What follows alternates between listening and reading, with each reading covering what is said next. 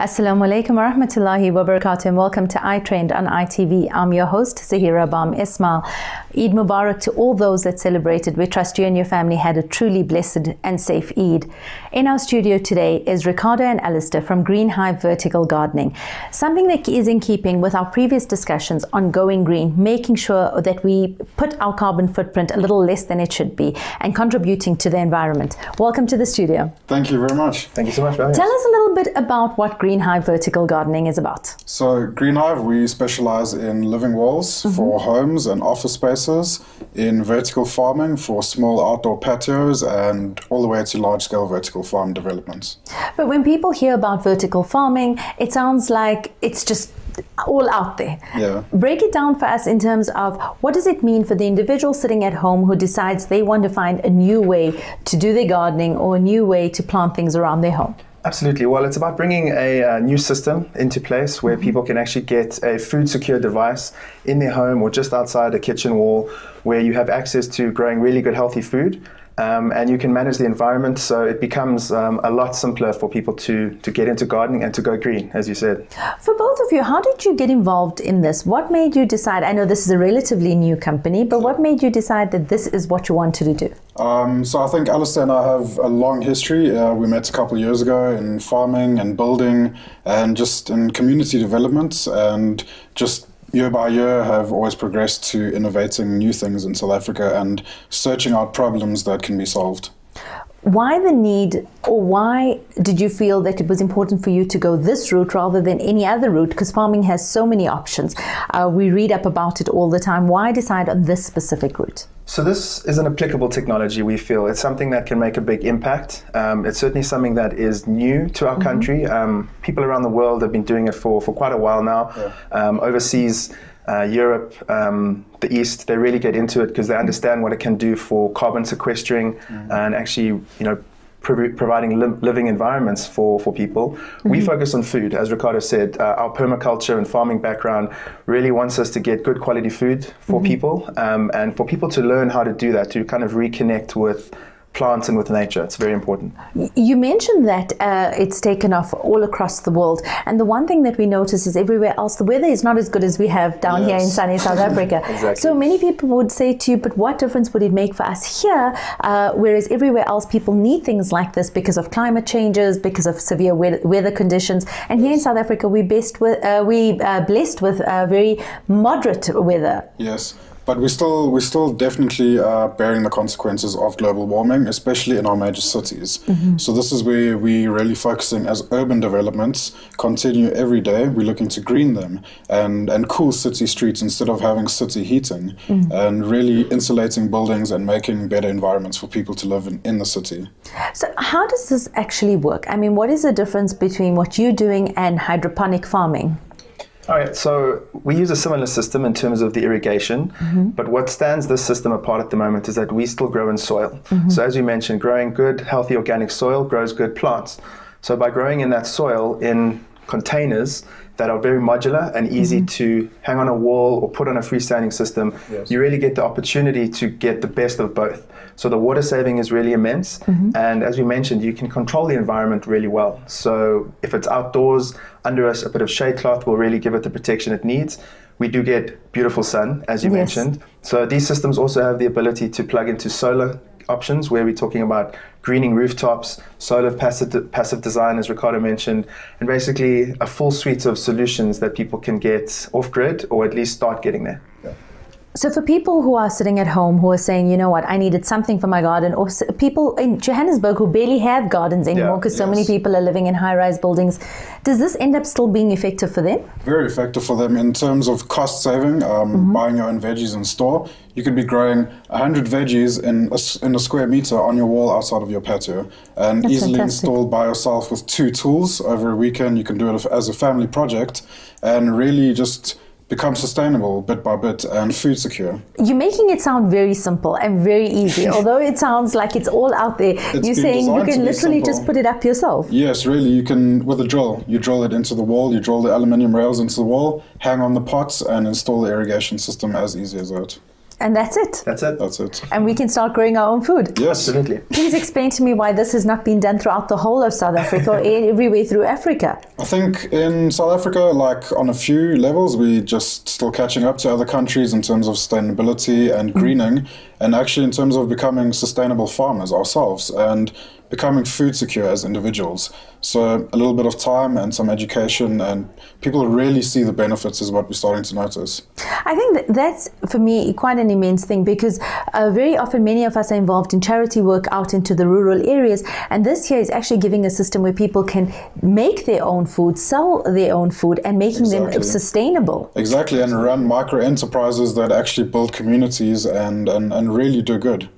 How has the response been to something like this from the South African community? It's been really good. So we also work with a number of different organizations and community development drivers. The response has been great. So from people wanting to get into it to learn and understand how something this can be developed further, because as Ricardo mentioned, we're always looking to innovate. We're always looking to find applicable technologies. So when it comes to that, understanding first of all that people can grow food on a wall really becomes something game-changing. Do you know what I mean? Absolutely. So that's an important thing for us to keep driving, and we welcome all new organizations and innovation from people, because we want to do this together. Exactly. And how much water do you actually need to be able to keep this running? Because you're mentioning the fact that, you know, it becomes sustainable. And I'm thinking, okay, this is something that you can easily put into a community, make them sustainable. But what is needed actually to be able to keep this running? So in terms of irrigating our systems, we firstly use about 98% less of the water than conventional farming. Oh, wow. So we use a really little bit of water. It's a closed loop irrigation system that collects the water and pumps it again, where we can run our liquid nutrients in the water and feed the whole farm. So literally it's a supply and collect again. And I'm sure you've done this yourself in your own homes as well. Yes. Yeah. So this is something that you can do on a very large scale with farmers as well, and on very small scales. On a very small scale, just with a small patio wall outside of your balcony or outside of your kitchen. So this is something we all need to be looking into. Definitely. I mean, we're going up in South Africa where more buildings are becoming smaller and smaller, and living spaces are smaller, and living costs are higher. So we're really looking at making people food secure. I mean, 100 plants would take 5 square meters, and you can have it in 1 square meter on a wall. And in terms of the turnaround time for growth in that, is that the same as conventional farming, or are we looking at reduced times? So we've definitely seen a better turnaround time. I think, as you mentioned, because you are controlling the environment, the irrigation is very nicely controlled and monitored. So it keeps that soil really nice and moist. So your germination is really, really strong. We've had a really good success rate. When we start planting these on large-scale runs, vertical double-planted systems, not only are you increasing a massive capacity, but your success rate is really high. So for obviously applicable plants, you can really, from seed to harvest in the same or less. That's fantastic. Yeah. And the types of plants that you're getting out, or the types of food, I mean, very often I know we've looked at things that just look like it's just been filled with things that we shouldn't be putting into our bodies. Overgrown, it just does not look normal. We're seeing fruits in that out of season. And I keep thinking we're having some sort of a problem if we're putting that into our bodies. Definitely. I mean, in terms of what we're growing, is we're looking on 5 major leaf crops that actually supply industry and most of the salad produce that you buy every week. So lettuce, rocket, basil, spinach, chives, and small baby root crops can actually be grown in these systems. So it really is a broad spectrum, and you can take it even further than that to Asian greens and, I mean, supply market, restaurant and homes. And all our viewers love their cooking. So we know for a fact that all these herbs and that are going to be grown can come in very good use. Some restaurants just do a whole wall of thyme or a whole wall of coriander because that's what they use specifically and don't find in the market. And it can work well as a decor tool as well. Exactly, a coriander wall. So you're killing 2 birds with 1 stone here. Definitely, multiple birds. Absolutely. In terms of what sets you apart from everyone else, what is the thing that makes you special in a niche market compared to anyone else that's attempting to do something like this? So I think what we've found with our background is that it's very important to be holistic. It's very important to not close anything off and to be too narrow-minded. So like I said before, we're very open. We want to work with people because we can't also think of everything, or we don't perceive to think of everything ourselves. It's about doing this together, and something like this where we get to speak to a broad group of people and kind of put the call out there to say, you know, we need to be doing this. We want feedback. We want to make a big difference. Exactly. But we're also very passionate. I mean, that's been our background, whether it's from natural building or organic farming, community development. It's all part and parcel. Passion for the cause. Yeah. It's passion for the cause. Yeah. I was going to say that's the one thing that when you both stepped in and we started chatting about it was the fact that you're so passionate about what you're doing, and the moment you start believing in what you're doing, I think it sells itself. It becomes a joy, not work. Absolutely. And the fact that you're making a fundamental difference to the lives of people around you, I think that for me is huge. Stay tuned. When we come back after the ad break, we continue the discussion on how you can make a sustainable difference to your life and to those around you.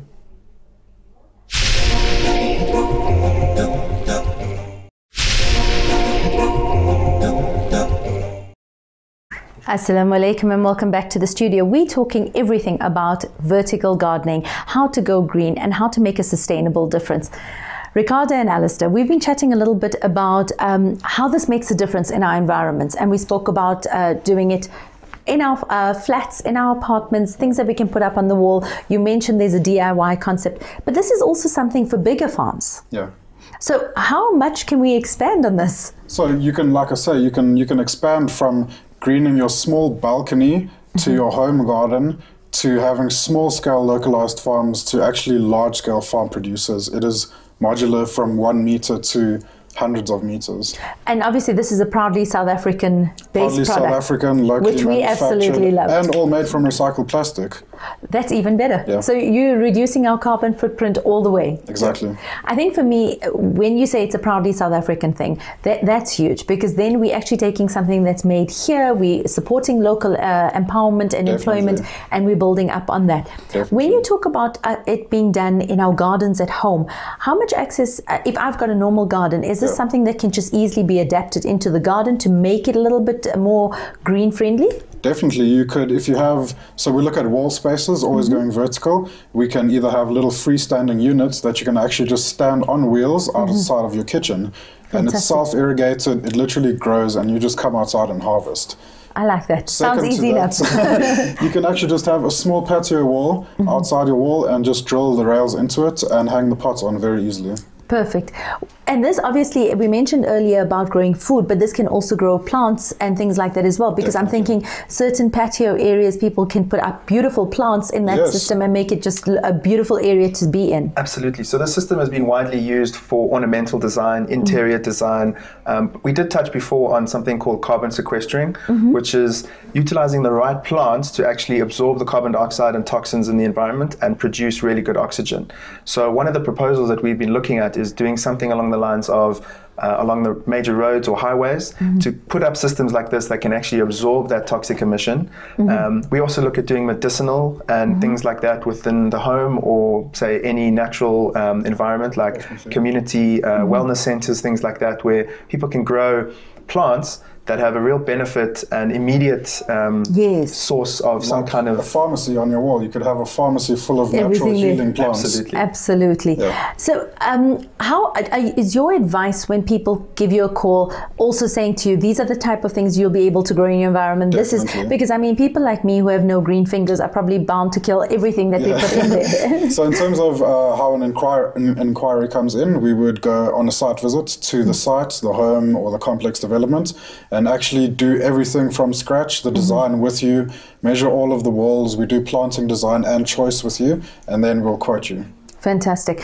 When you talk about, we talked about community developments, we touched a little bit earlier on about giving sustainable charity and charity with dignity in terms of making communities self-sufficient. How does that work? If there's a viewer out there who feels, you know what, this is something that they want to put into communities, tell us a little bit about your micro-enterprising model and your community development.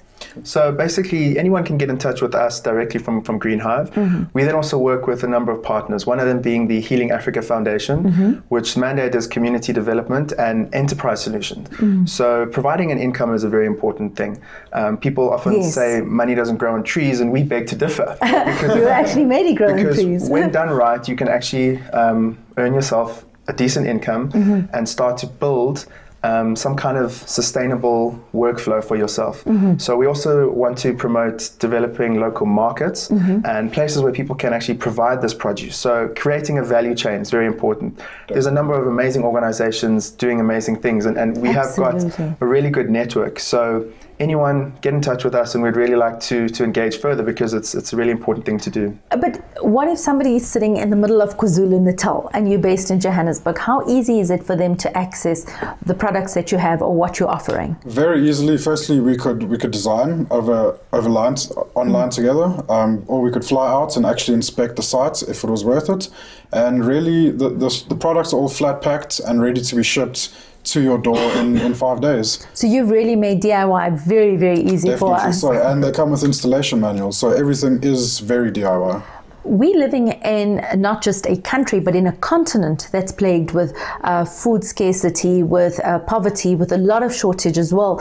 And then we've got these phenomenal natural resources that we're not tapping into, like you mentioned, in terms of our soils, our water, things like that. Exactly. Are you working throughout all of Africa? Definitely open to projects in all of Africa. Botswana and Namibia, very interested right now in vertical farming and micro-enterprising community development and real changing in terms of water saving and production. Do you see this as being the way that farming is going to be heading towards? This is the next generation of making sure we have conscious farming. Certainly, I think that's why we are also involved in skills development and making sure that we have skilled farmers in the future and we don't keep farming the way we used to 80 years ago. Absolutely. And it's definitely about balance, though. So I think what we've seen is that there's a real need to still regenerate what we have. As you mentioned, we've got an abundance. Africa itself really just has got all of the soil and all of the resources we need. So we need to manage that correctly too. So we also want to strike a balance, but we find something like this is a really nice entry point. People get excited about this, and from there we can then educate and show people how real farming needs to happen. And this, you said, started about 1.5 years ago, and you've already grown at quite a phenomenal rate to where you are now. So I have to ask you, what are the plans going forward? Because there must be a vision somewhere. I think, firstly, like we say, we are open to anything as long as you're open. New and interesting things always come your way. And we are, on a large scale, just looking to develop farming and vertical farming and sustainable farming methods in Africa, as well as large-scale outdoor greening and carbon sequestering for companies. So companies will actually receive green ratings from the Green Building Council, which will actually act in benefit of tax payments, employee benefits, and many things for office spaces. See, I didn't even know about that. I didn't even know there was a corporate side to all of this as well. So. Tell us a little bit about, for the companies that are watching, in terms of how it benefits them to do things like this. So one of our other products is green roofing. So we actually supply green roofs for large-scale developments, which actually insulate and act as a passive solar design on your building. So reducing costs on a large scale in terms of very big office developments. Your energy costs get lowered dramatically because the building actually heats and cools itself in acclimatizing winters. So really just so the Green Building Council actually awards one of their highest ratings to buildings that are going green and sustainable, and companies get benefits therefore. I think all companies need to be having this, and I'm wondering why all the companies haven't bought into this as yet. As yet. As yet. I mean, we can add in a vertical system there, and a canteen suddenly becomes self-sustainable. So the options really become limitless, and we want to be a part of that. And you want to be a part of the changing face of what's happening in South Africa. We are a part of the changing face. I like that. I like that. When you talk about being ahead of the game and knowing what you're doing, when we look earlier, you mentioned, this is being done throughout the world. We're already seeing standards being set. Are you following the trends that are already there, or do you take the best of that and then decide what works best for you here? I think exactly that. We've taken the trends from multiple countries, from East Asia, from America, from the UK, and from France. I mean, France really is the father of vertical gardening and of living walls. But we've taken the best out of all of them and working with really, really awesome local manufacturers to develop far advanced products for African people and really just change it. Are we going to be seeing this as a proudly South African brand and product all over? Are we hoping to see this on a worldwide platform? Certainly. Yeah, let's do it. Let's make it happen. We're here to do it. Listen, this is what it takes. It takes vision and dreams, right? Exactly. And hard work. I was going to say, and lots of hard work. I think for many people, when they watch companies and that, just on the entrepreneurial side, I mean, to take the risk of saying, we want to start something that we believe in and hope that this works. Yeah. People don't see the sweat and the tears and the effort that goes behind it. Sometimes they do. Sweat and the tears of running your own company and being self-funded in Africa is hard and really a reality, but I think worth it. We're working for a bigger vision. Tell me a little bit about that, because we have many people who view the show that are entrepreneurs, but are very daunted by that, because in South Africa, and I stand to correction, but I feel that we don't support entrepreneurs and innovative ideas the way it's done anywhere else. We see other countries celebrating innovators, and in South Africa, we kind of just go, oh, okay, another one, and then carry on. I think so, definitely. We really need to start supporting our entrepreneurs more from a government level and really providing funding to projects that are changing people's lives, and just put the money in the right place. Yeah, absolutely. And then it's about doing. So you mentioned, you know, a lot of times people struggle, and it's just about keep going. It really is, because when you're passionate, as you said before, that's what drives, and that's what makes the difference. So keep going, know that what you're doing is right, but also, you know, be ready for change, be ready to adapt yourself. Yeah. But it's an important thing to keep driving. You never really know how close you are to that goal as an entrepreneur. You never really learn that it might be a day away. Absolutely. And, yeah. Ricardo and Alistair, thank you so much for joining us in studio today. It's been an absolute pleasure. I think I've learned so much about vertical gardening, but not just on a bigger scale, but what I can do for myself at home as well, what we can do in our communities. So thank you so much for joining us, and I have no doubt many of our viewers have learned much the same. Thank you so much. Thank you very much. We wish you the best of luck. This is talking about reducing our carbon footprint. Again, how we go green, how we as individuals can make a difference and take personal responsibility, not just on the entrepreneurial journey that these gentlemen have been on, but what we as individuals can do to impact the environment around us. Stay tuned. When we come back, we continue with the show.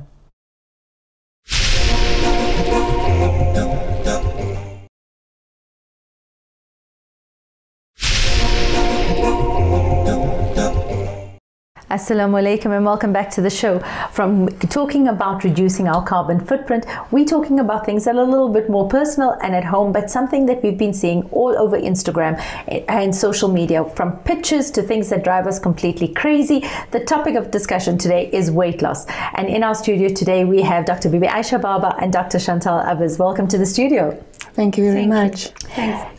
Tell us a little bit, I mean, I'm watching social media, and every single day, whether it's filters that make us look different, filters that make us look thin, I keep thinking we all need filters to walk around with in our daily life, but the truth and the reality of it is it's something that we as women struggle with constantly. And the more I'm reading about it, the more I'm realizing weight is something that starts off very early. It's affecting psychosocial development. We're seeing children as young as 10 years old being depressed about their weight. What is going on? You know, what we find is lifestyle, but people's lifestyle have changed, and because their lifestyles have changed, we've seen this excessive weight gain in patients. So people would rather eat out than eat in. So preparing your home meals will give you a better healthy eating plate and things like that, and because they're not doing that, they're picking up the weight. So we're seeing weight loss patients as young as 13 now, maybe even younger. Oh my goodness. Another thing we're seeing a lot of is insulin resistance. So because the insulin resistance, it's like the chicken and egg story. We don't know whether the insulin resistance comes first or the weight loss comes first, but it's happening. But it is the lifestyle. So with weight loss, what we're trying to do is we've developed a program, and we're trying to introduce lifestyle changes, because it's very easy to get a fat diet, start a diet, lose the weight, lose 20 kilos. You hear people saying, I've lost 20 kilos. 2 months later, I've picked up 10. And that's what we're trying to avoid, because it's a mindset. And if you're not ready for that lifestyle change, you're not ready for weight loss. But this is something, Dr. Chantal, when we're looking at it, I mean, these yo-yo diets are everywhere, and everyone is promising these massive weight loss solutions in a short space of time. And people are saying, oh, I just need to do this to lose that 7 kilograms or that 5 kilograms just before the next function. How healthy is that for our bodies? A fat diet is not unhealthy at all. It's focused on patients that want to lose a lot of weight, not necessarily fat. And is not interested in changing their lifestyle. Okay. From a medical point of view, and I mean there's numerous diets available, some more effective than others, but if you don't treat the cause of the obesity, you're never going to get a permanent result. And I think that is where you must look at genetics, you must look at hormones. I see a lot of stress patients in my practice, a lot of CEOs, your young children. We live in a country, you don't know what's going to happen with your future. And that makes people sleep less. Yes. They eat more unhealthy food. They don't prepare their food anymore. And we think that the low-fat option is the safe option. It's not always true. We have to work towards a healthy, balanced diet, which means you need your protein, your fruit, your veggies, your starches, but it's also about the quality of that macronutrient that you're going to take in. And I think you hit the nail on the head, because very often so many of us, and I know many of the mums at home, are always so busy that it's always just grabbing that cup of tea, grabbing that coffee, rushing around, not having time to even sit down and have a meal, but by 4 o'clock needing that sugar, needing that biscuit with a cup of tea again, and then we're eating late hours in the evening. How do we actually, because as much as this woman is thinking, you know what, I don't eat that much in my day, how is it possible that I'm still having a weight issue? You see, again, it comes down to what Chantel says. You don't eat, you said you don't eat that much, and most mummies are like, I've had 2 cups of tea, I've had 2 biscuits, I've had this, I haven't eaten. But eating a well-balanced plate of food, which looks like so much, oh my God, this is so much of food, this is going to make me pick up weight, is probably better, well, not probably, it is better for you than having that 2 biscuits on the run. So what we have done is we have introduced 1 protein shake in the day. So with your healthy eating, if we give you 1 protein shake, so if you're a mom to say, okay, breakfast, I'm calm, I'm relaxed, I'm at home, I can sit, I can prepare my breakfast, I'll have a good breakfast. Lunch, I'm in the car, I'm getting my kids, I'm going to have a protein shake. Supper is family time, we're going to have a good meal again. Yes. And in that way, we try and eliminate that problem of, I'm on the go, I can't eat. Yes. That makes a big difference, because I'm thinking we don't have the time. We don't have the time to be preparing anything. In terms of finding this balance, Islam speaks very much about making sure we have a moderate lifestyle and we do everything in balance. But then we watch these diets that say stay away from carbs, and then a few years later it's stay away from proteins, and then a few years later it's stay away from this, and it just keeps changing. That's why you have to look at a balanced diet. I mean, too much of one thing will lead to a deficiency of something else. And personally, I think you need to introduce a healthy, balanced lifestyle when you're already a child. I see a lot of young children, even at the age of 7 or 8, that comes to my practice that is like 10, 15 kilos overweight. And if you start going through their diet, the meals that they get packed in, it's a quick sandwich or some money for takeaway, but it's not the fruit and the veggies and everything.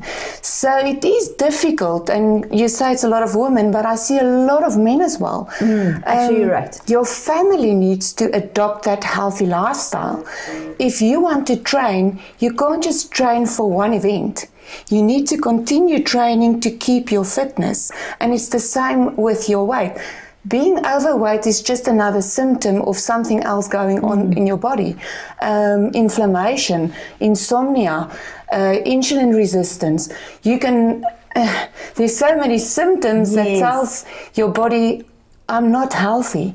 And if you start introducing healthy food and then go to your medical doctor that's actually trained in looking at the cause of obesity, you can change that cycle. And I think, Dr. Bibi, actually you said it very well earlier about saying it needs to be a lifestyle change. And if you're doing it without your family, it doesn't help, because it's not weight loss, this is lifestyle changes. Yes. So that's what I always say to my patients. I'll have the mother come in, or I'll get the father coming in, and usually the mother comes with, or else I get young people coming in, and then you say to them, okay, but you can't do this on your own. You can't be prepping 100 grams of protein and 120 grams of veggies by yourself. You need to have the whole family eating this. Okay, we've taken 1 or 2 food groups or 1 or 2 food types out of your diet because we want you to lose weight fast.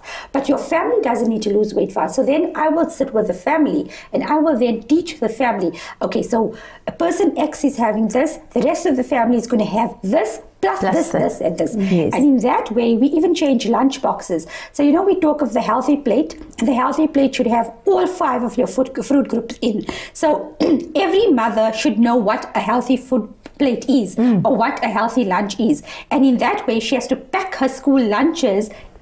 Look at it, this is the plate, take that plate and put it into a school lunch. So things like, we know a butter bread and jam sandwich is not school lunch. So now you have, so now we come to another dimension with where, so we see these overweight children on Ritalin, not concentrating at school, and then the mother wants to say, but my child's dose of Ritalin is increasing, or my child's dose of Concerta is increasing. Why? Change the food, change the diet, change the family. The child will lose weight and the child will concentrate more. Because if you look at that child's diet for the day, it's a cereal for breakfast, it's butter bread and jam for lunch at 10 o'clock. It's something, again, bread and sugar for lunch, right? Come home, grab McDonald's on the way, 4 o'clock, something else. And obviously that child's not going to concentrate. And then it comes to what Chantal said earlier. The quality, it's not the quantity, it's the quality of the meal. So we have to advocate the quality and teach people quality of meals. And I think, you know, we're not even looking at that. I mean, you're talking about being in a school environment, and I think how often do we actually as parents look at the low glycemic index, look at what we're actually supposed to be giving our children. We think, oh, we'll put in a banana. We don't realize the impact of that kind of fruit also. We put in the sweets, the chocolates, and then we want to know why concentration or why the kids are so drained by the end of it, because we're not choosing the right foods. But how do we even start for new mums, for old mums like myself at hand? How do we even decide, where do we begin to make sure we're choosing the right things for our children? Well, we've developed a program called MediLean. It's one of your diets that assists you to lose weight. And there's different phases in the program. So in the beginning, it's a combination of supplementation, which is on an individualized basis. You have your Dr. Simeon diet, which is a very specific diet that you need to follow, and then your HCG. The combination helps you to burn fat, but in the long term also helps to normalize your metabolism.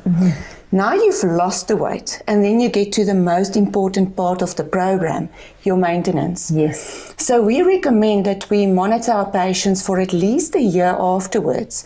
And during that period, if you struggle to stick to a healthy balanced diet, we advise them on the specific macronutrients, micronutrients, how to do the combinations and everything. But if you struggle to stick to it due to time restraints or a lot of cravings, there's usually something else wrong. Or we do a body analysis that can show you where your fat distribution is. If you keep on gaining fat, especially in your truncal area or around your organs, visceral fat, it's an indication there's something else wrong. Dr. Chantal, I'm going to have to stop you there, because that's a conversation we definitely have to go a little bit further into. But we've got to take a very quick ad break. When we come back, we'll continue this conversation.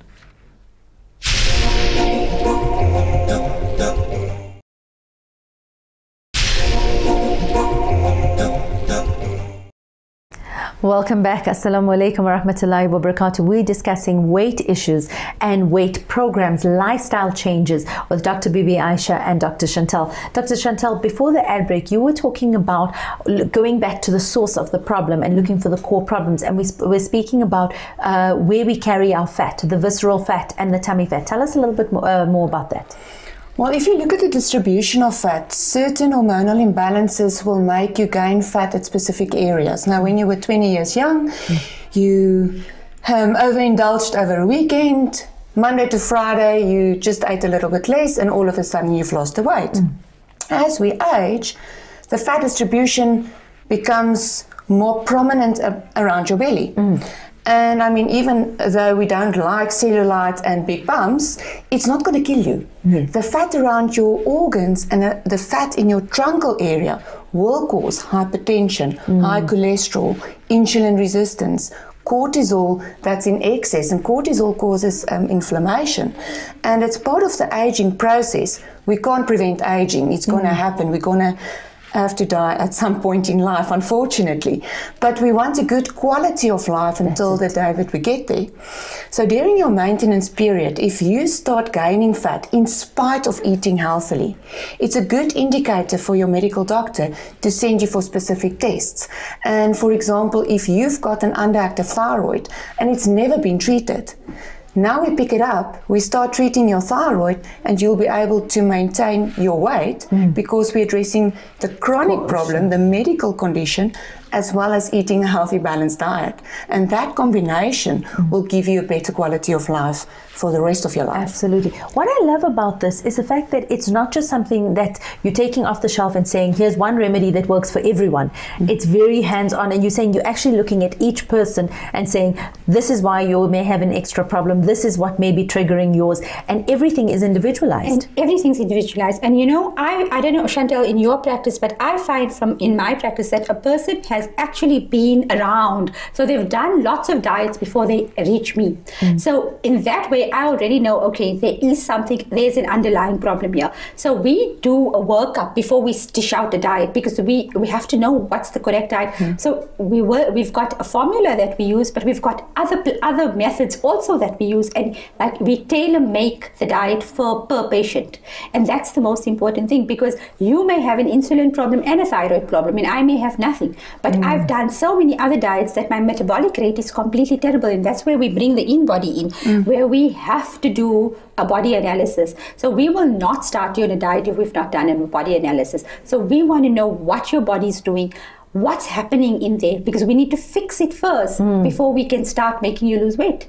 I absolutely love that. I love that it looks at a family holistically, and it looks at an individual holistically as well. I have to ask you this, because this is, I know, what everyone else is thinking, what I'm thinking as well. What happens to those moments of treats where you want to have that ice cream, or you're on holiday with your family? Are you able to eat with your family when you go out as well, and not worry about making sure you're sticking to this? Are there moments? I see Dr. Aisha doesn't look very impressed. No, you know what? It depends which diet we've put you on. So if we've put you onto the Medi-Lean diet, then the Medi-Lean diet we've broken up into segments. So it's 4 weeks where we keep you very strict, 4 to 6 weeks, depend. We will see when we sit with you, we will ask you what the next 4 weeks of your life is going to be like. Okay. Whether you're going out, whether you've got work, like we see a lot of people that are in meetings all the time, people that eat out all the time. So we sit with you and we actually will go through your life with you before we choose the correct diet for you. Excellent. And before we break your segments up. So ideally, we say 6 weeks, 2 weeks, 6 weeks, 2 weeks, till we reach your goal weight. But if we haven't done that, and you say you've got a wedding in that, and if the wedding is in week 5, then we'll break you up into a 4-week segment. So we plan your life for you. We help you plan your life, so that we don't deviate. Because at the end of the day, we want you to lose weight, and it's in that stabilization phase that we will start teaching you all the things that you need to know and to change your lifestyle. Because for us, stabilization is the most important. So you're not our patient for the first month of 2 months.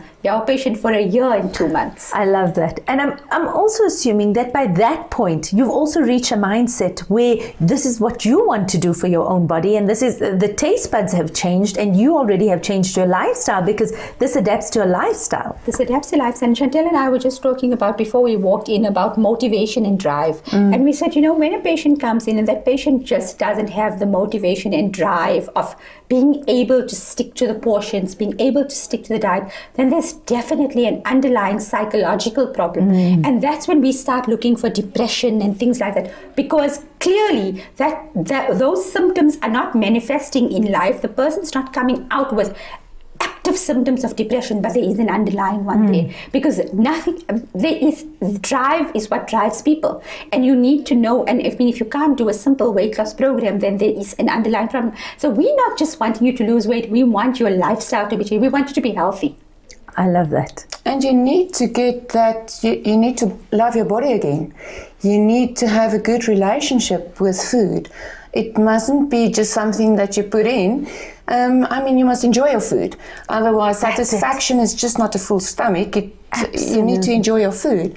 But you need to know why you are eating and why you are cheating. If you have cravings all the time, I mean, your brain can't distinguish between emotional emptiness and physical emptiness. So if you don't address that problem through a life coach or a psychologist, counselors, that patient is never going to be happy. Yes. So you will never be able to stick to a healthy, balanced diet, because the problem is not the food, it's the emotional problems. But you know, for me, I think that's a huge topic we need to get you ladies back on again to discuss, is this concept of self-love. And I think as women, we given this image of what someone needs to look like, whereas a healthy version of yourself may not look like a magazine cover. And we're not teaching women to love ourselves. We're not teaching our daughters to just love themselves. Precisely. And you know, that's when the patient walks in and they say to us they want to be 49 kilos. And we look at them and we look at their height and we're like, this is unreasonable. You cannot be 49. You need to be comfortable, and we calculate a mid-range and we say to you, this is where you will be comfortable in your body. But it's not about just being 49 and fitting into a skinny jeans. It's about being healthy, being happy, and loving what you look at in the mirror. And so when you go, you know, like ladies say, you know, the best mirror is the mirror in the shopping mall. And it's when you go to that mirror, is when you look at yourself, you need to feel happy for you. Don't do it for someone else, because you'll never get to the end. I love that. And it's also not about the amount of kilograms that you weigh, it's the composition of your body. I mean, if you take a kilogram of gold and a kilogram of feathers, they're both a kilogram, but the quality is different. So we want to increase muscle mass, we want to decrease fat percentage, we want to normalize your water balance. And in the long term, your fad diets don't address those issues. Absolutely. And this here is coming obviously from a medical background and has got a medical basis to it as well.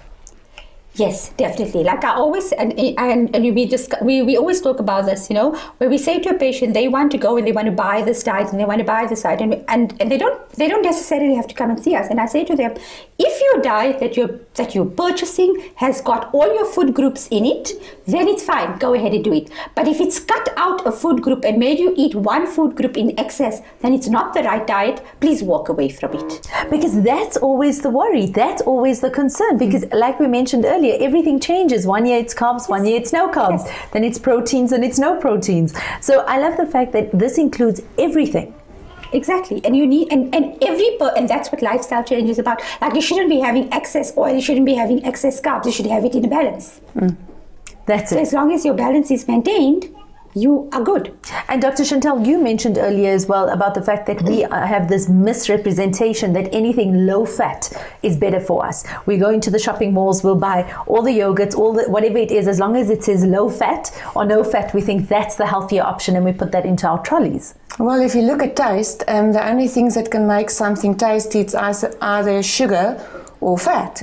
So most of your fat-free yogurts, for example, will have double the amount of sugar in it to make it tasty. So you need to teach your patients how to do label reading, what to look at. It's not only the calories, but the composition of that and how it's integrated into your entire diet.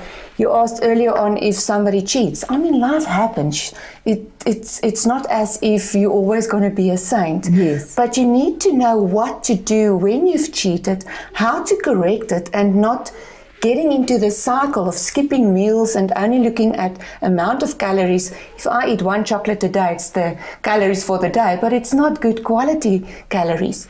On the other hand, if I go and eat 2 kilograms of lettuce, it's healthier, but it's not balanced. Absolutely. So it's the entire picture that you have to look at. Fantastic. Ladies, I think, you know, when Dr. Bibi Aisha and I chatted last night, we said this is something that needs far more than just one segment, because there's so much to discuss in it. And I think we've touched on many relevant topics, from self-love to holistic well-being to managing a lifestyle rather than just an individual that needs a quick solution.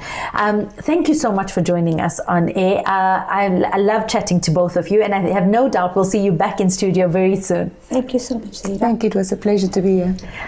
Dr. Bibi Aisha and Dr. Chantal telling us all about what we need to do to have a moderate lifestyle, a balanced lifestyle, not just for us as individuals, but for us as families. And I think what a good lesson and what a good way to start off the new beginning. Spring is almost here. Let's make a concerted and committed effort to go forward doing this, not just for ourselves, but for our families. As Dr. Chantal said, it's not about quantity, it's about a quality, not just quality of food, but quality of our lifestyles that we're giving ourselves. And we owe it to ourselves to do that. These ladies are available on social media. We will tag them. You will be able to have their contact details, or you can contact our producers who will give you further information. Shukran so much for joining us on air. See you next week, same time, same place. Assalamu alaikum wa rahmatullahi wa barakatuh.